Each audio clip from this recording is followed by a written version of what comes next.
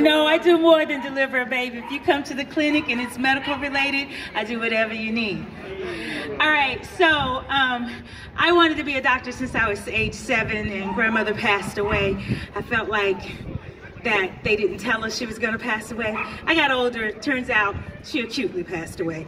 And she probably wasn't a compliant patient.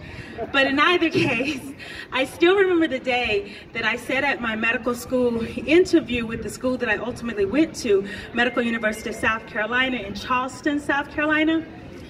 And the French man sitting behind the desk looked at my chart or my folder. He put his hand on it. He said, I know everything I need to know about you. I've read about you. He said, but what you don't understand is that some of us want you here. Some of us. Some of us fight hard for you to get here. And then we sit at this table, we argue with other people so that you can get a spot at our medical school. They send you an admission letter and you guys don't come. So he said, I only have one question. If we send you the letter saying you are admitted, will you come? Will you choose our school? I was shocked, right? Because the interview is supposed to be hard. And this was just seems too easy. So I answered his question. I said, yes, I would come. I absolutely would come. He said, okay, that's all I need to know. He said, do you have any questions for me? Well, it turns out, regardless of your age, if you're going to an interview, you need to investigate the people that are interviewing you first. So that's what I did. I had already answered all my own questions with my little search on who they were. So I didn't have any questions. And as I left, I thought to myself, that was just too easy. It's supposed to be really hard to get into school. There are people who were telling us that they didn't get into school. Well, it turns out that he held up to his end of the bargain. I received that letter along with another letter. And I had a choice to make, and I remembered what he said, will you come? Will you come to our school if we send you the letter? I went to his school, and by God's grace did graduate, and that was the beginning of my journey. I heard someone else say they were a veteran. I too am a veteran of the United States Navy. Did my training for residency right here in California, in San Diego County. And now I do still practice. I have my private practice up in Fallbrook in North County, part of San Diego County. And I always tell the young people, whether you are becoming a doctor or a nurse or anyone that works in the building, there's a lot of people that work in the hospital, guys.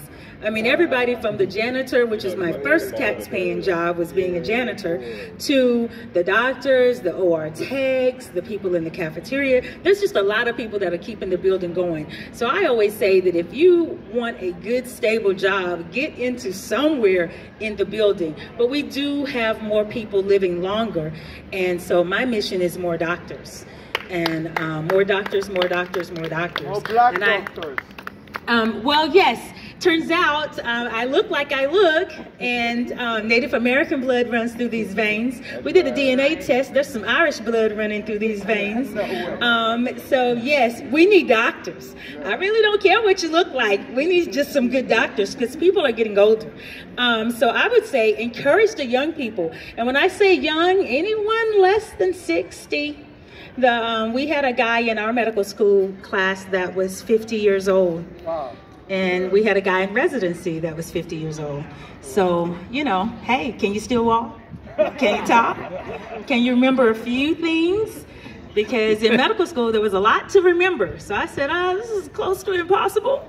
I remember the things that would kill you right now while I'm talking to you. Everything else, as soon as we passed that test, it was on the back burner, burn it up. But anyway, I'm Dr. Enshanta Jenkins. It has been my pleasure to speak with you.